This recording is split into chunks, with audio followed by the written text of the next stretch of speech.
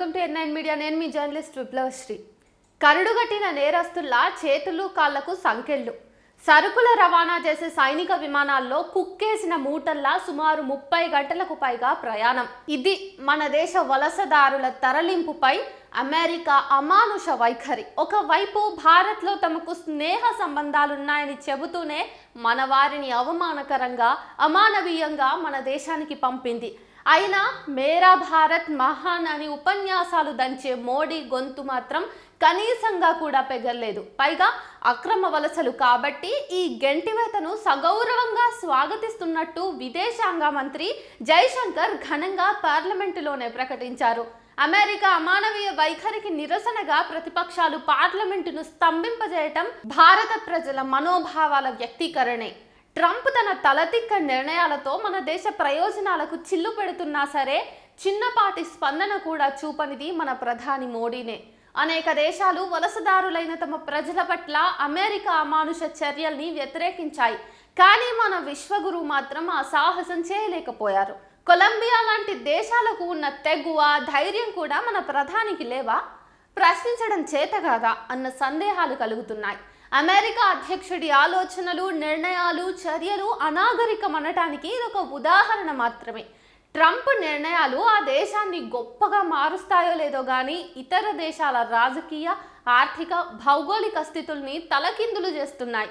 ఆ దేశం ఎదుర్కొంటున్న సమస్యపై అధ్యక్షుడి ఎన్నికల ముందు ఇచ్చిన హామీ అక్రమ వలసలపై ఉక్కుపాదం మోపడం. ఒకప్పుడు వలసల్ని ప్రోత్సహించడం ద్వారా ప్రపంచ ఆర్థిక శక్తిగా మారిన దేశం అది. నేడు అదే వలసల్ని అరికట్టాలని చెప్పి అనుకోవటం కేవలం వారి స్వార్థమే.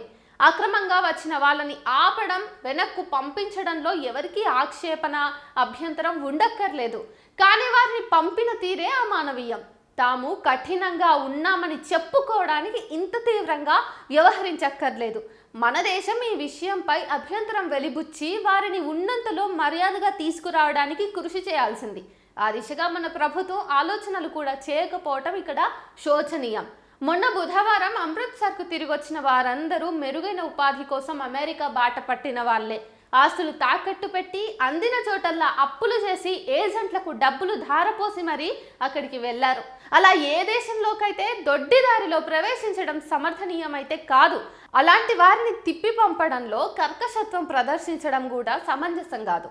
యుద్ధ ఖైదీల పట్ల కూడా అమానుషంగా వ్యవహరించరాదన్నది నాగరిక ప్రపంచపు కట్టుబాటు.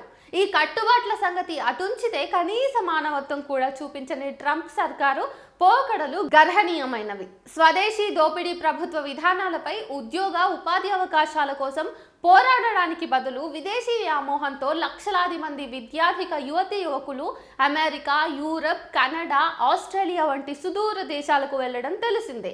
దేశం విడిచి వెళ్లడానికి ప్రధాన కారణం కుహానా స్వదేశీ పాలక వర్గాల విధానాలే. అలా వెళ్లిన మన యువతకు పరాయి నేలపై ఎన్ని అవమానాలో, ఎన్నెన్ని పరాభవాలో. నేడు ట్రంప్ అధికారానికి రావడంతో అవి పరాకాష్ఠకు చేరాయి. అక్రమ వలసదారుల వల్ల అమెరికన్ కార్పొరేట్లు ఇన్నాళ్ళు భారీ లాభాలు గడించారు. వారి రంగు నలుపైన చట్టం అక్రమ వలసదారులని చెప్పినా వారి సాంకేతిక నైపుణ్యం అమెరికన్ కార్పొరేట్లకి అంటరానిది కాదు. ట్రంప్ సర్కారు వచ్చాక మన వాళ్ళను క్రిమినల్స్ లా వేటాడి నిర్బంధించింది. సంఖ్యలతో అమెరికా సైనిక విమానాల్లో కుక్కి అమృత్సర్లో పడదోసి వెళ్ళిపోయింది. అది ఆ 104 మందిని కాదు, 140 కోట్ల భారత ప్రజల్ని అవమానించడమే. మోడీ, బీజేపీ వల్లెవేస్తున్న వికసిత భారత్లో నిరుద్యోగం భయంకర స్థాయికి చేరుకుంది. ప్రధాని అభ్యర్థిగా 2014 ఎన్నికల్లో యువతకు మోడీ ఇచ్చిన ప్రధాన హామీ ఏడాదికి 2 కోట్ల ఉద్యోగాలు. ఇప్పటి వరకు ఒక్క కొత్త ఉద్యోగం కూడా ఇవ్వలేదు. ఇచ్చే ఉంటే గనక నిరుద్యోగిత ఎందుకు కట్టలు తెంచుకుంటుంది? Startup India, make in India, digital India నినాదాలు గాలిలో కలిశాయి. చివరికి ఎక్కడి దాకా వచ్చిందంటే విధి లేక వీధుల వెంట పకోడీలు అమ్ముకునే పని కూడా ఉపాధి, ఉద్యోగం కిందకే వస్తుందనే స్థాయికి ప్రధాని భాష్యాలు చెప్తున్నారు.